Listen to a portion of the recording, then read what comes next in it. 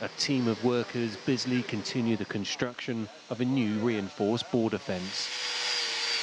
The secondary fence between Tijuana, Mexico and the state of California will tower more than 9 meters high. The aim, to make it extremely difficult for traffickers to break through. But if navigating the wall becomes more challenging, the focus will then fall on other areas. One option would be to go around the fence. This area, more than 22 kilometers from the sea, is without any border. But another option is to go under. In San Diego alone, we have discovered 70 cross-border tunnels. 36 of those are of the sophisticated variety. We've seen them as long as 3,000 feet.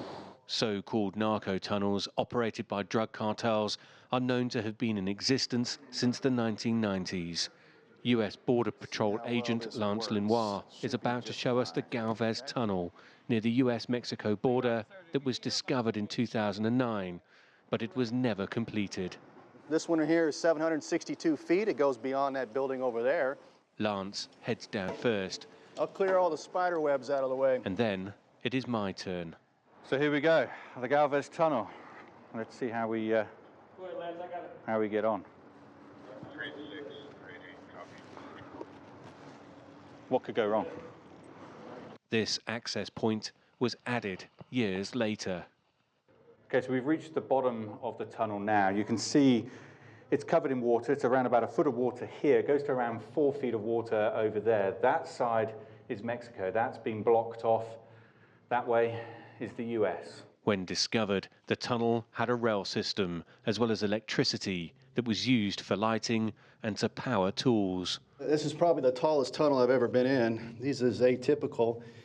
It's about 6 feet high, give or take.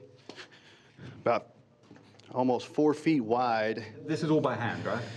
Mostly it's by hand. They still use pickaxes. They still use shovels. They still use 5-gallon buckets. It's very rudimentary in that regard, but they speed it up by using, you can see the striations here from the hammer drills that they use. Any, whatever make or model they can get from Home Depot, they use the electrical. This is their electrical right here.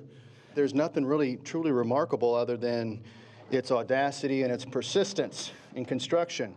The tunnel has been kept in place so that officers can test the effectiveness of new detection technology and for training new officers. Despite many successes over the years, Lance believes there are more tunnels nearby that have yet to be detected. As long as there is a will and a way to get something from Mexico into here, you know, in secret, it's perfectly logical that there's already several in operation. What we're doing out here, why we're talking about tunnels, is what you see to the north and what you hear to the south. As long as there's infrastructure on both sides in there, there's going to be a tunnel threat. Although the Drug Enforcement Administration has reported that the vast majority of narcotics come through legal ports of entry, there is still an argument that a border wall will stop drugs from entering the US. This suggests that is unlikely to be the case. Dan Williams, CGTN, on the Mexico-California border.